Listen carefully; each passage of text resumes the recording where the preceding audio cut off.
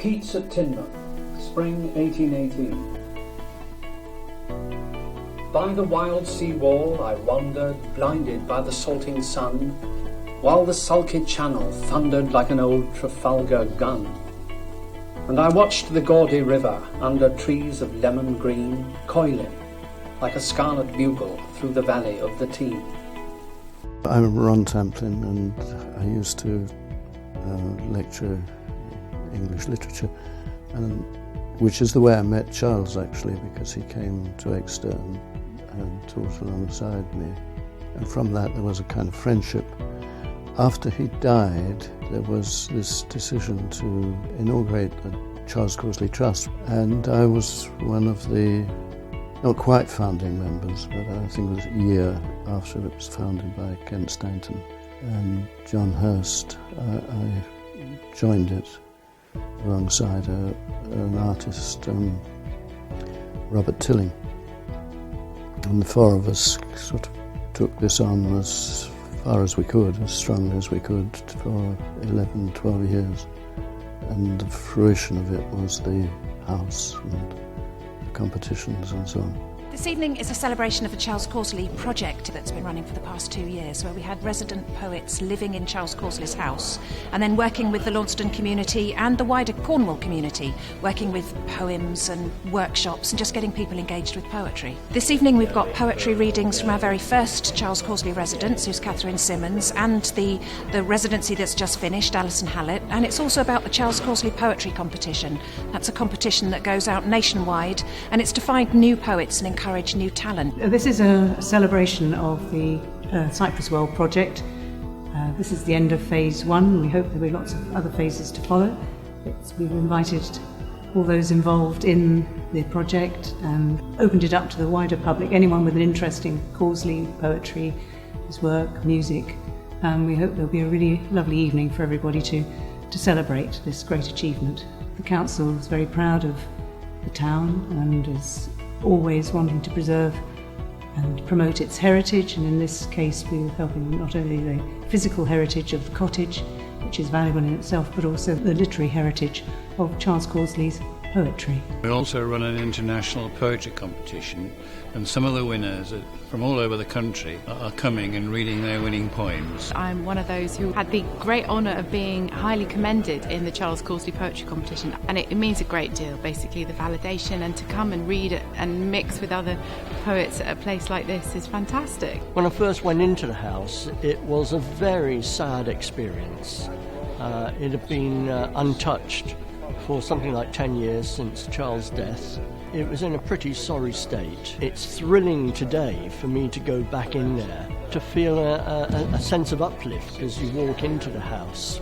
I am his chauffeur now, his happy spirit in the passenger seat of my car, the two of us bumbling along country lanes. You told me it was good to learn of death at an early age, to see under the surface. Back then, we had a grate in every room, and we all knew, the youngest of us, how to twist and roll the paper loose enough to let the air gust through.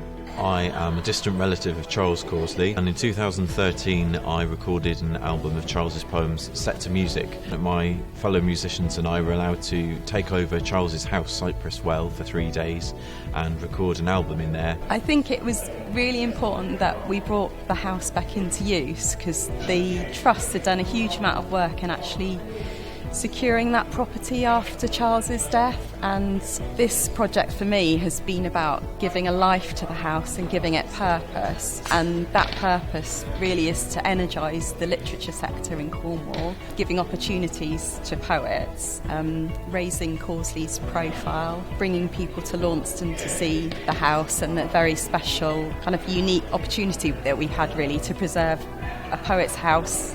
There's many strands that make this an important project for Cornwall and for literature. And our competition aims probably at people who want to write poetry but have no necessary outlet for it. So, in an area such as poetry, which is something which is perhaps less regarded by the general public, there are masses of people writing. He pricked the skin of this cafe so lightly unseen by the couples, the chattering families.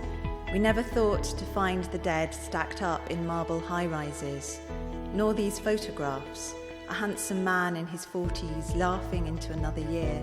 If you could paint me again, would my hair be this brittle? Would my skin be blanched with spirits of Saturn?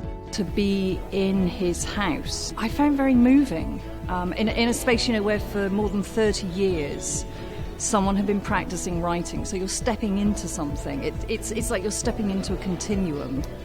What's a poem to a person with a room full of boxes and boxes of unsold and unwanted knives? Causley is probably one of the most important British, if not international, 20th century poets. And I think anybody of that stature needs a body to keep his poetry in front of an international audience. It's really fantastic to have Causley's house as a living memorial to his work, but also to regenerate writing by having new writers coming in and working there. I think the kind of community of poetry needs things like this to keep it healthy and to keep it alive. Poetry is not a negligible thing. It's really a way of looking, of perceiving the world, and it's important that it is allowed to continue. It's important that all of us who write are happy to help, however small our entry fee may be. It is contributing to something very, very real.